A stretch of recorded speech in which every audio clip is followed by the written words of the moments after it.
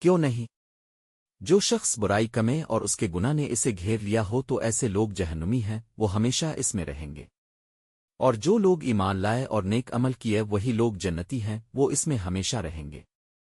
اور یاد کرو جب ہم نے بنی اسرائیل سے پختہ عہد لیا تھا کہ تم اللہ کے سوا کسی کی عبادت نہ کرو گے، اور والدین، رشتہ داروں، یتیموں اور مسکینوں کے ساتھ نیکی کرو گے، اور لوگوں سے اچھی بات کہو گے، اور نماز قائم کرو گے اور زکوٰۃ دو گے۔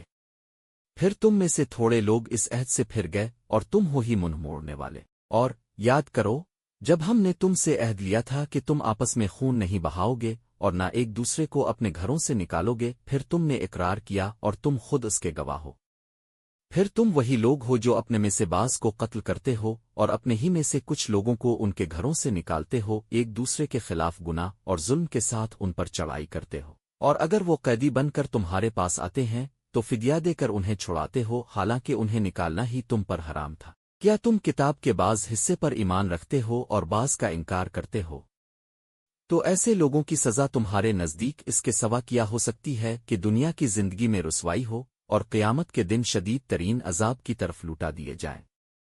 اور اللہ تمہارے اعمال سے بے خبر نہیں ہے۔